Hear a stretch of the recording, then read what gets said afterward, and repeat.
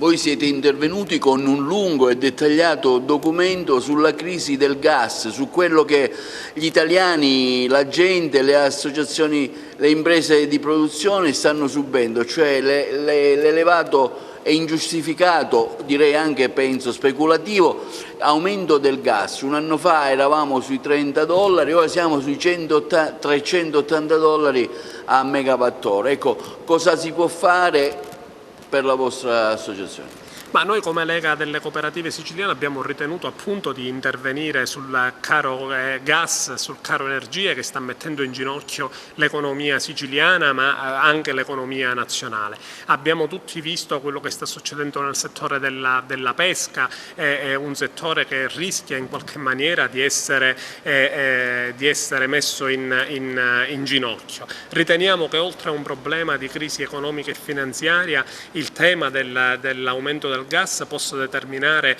una questione sociale e drammi sociali di immani proporzioni come la perdita di decine e decine di posti di lavoro e soprattutto anche la diminuzione della capacità d'acquisto da parte delle famiglie. In un momento come questo di campagna elettorale in cui le forze politiche sono impegnate a polemizzare tra di loro sulla vicenda dei paracadutati, sulla vicenda delle candidature blindate, come organizzazione di categoria, come movimento cooperativistico noi chiediamo alla politica di impegnarsi immediatamente a far diventare il tema di tutte quelle misure che possono bloccare il caro gas e il caro energia tema centrale di questa campagna elettorale.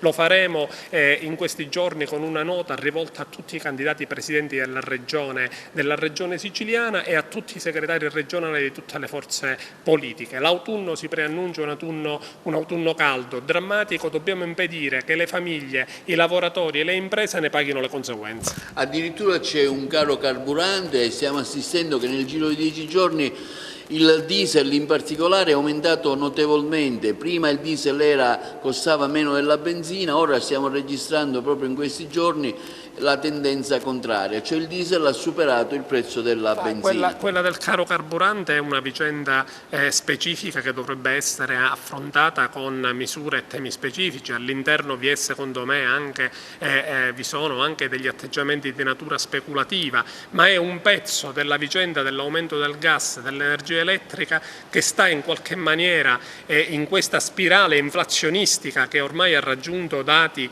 pari a quelli di 35 anni fa, che sta mettendo in ginocchio soprattutto le nostre imprese agricole, soprattutto le nostre cooperative di trasporto, soprattutto le nostre cooperative di consumo. Come Lega delle Cooperative noi saremo in prima linea per affrontare questi temi, siamo disponibili al confronto con le forze politiche e con le forze sindacali, con l'auspicio che si possano individuare immediatamente tutte quelle misure per mettere al riparo famiglie e lavoratori. Addirittura stiamo assistendo a delle dichiarazioni da parte di diverse associazioni di categoria che numerose aziende a causa del caro gas e del caro carburante non riapriranno i battenti dopo le ferie d'estate? Nel settore della ristorazione e nel settore agricolo purtroppo si prevede la chiusura delle serrande e la chiusura delle attività. Parliamo di due settori che nella nostra provincia, nella nostra Sicilia e anche nel settore cooperativistico costituiscono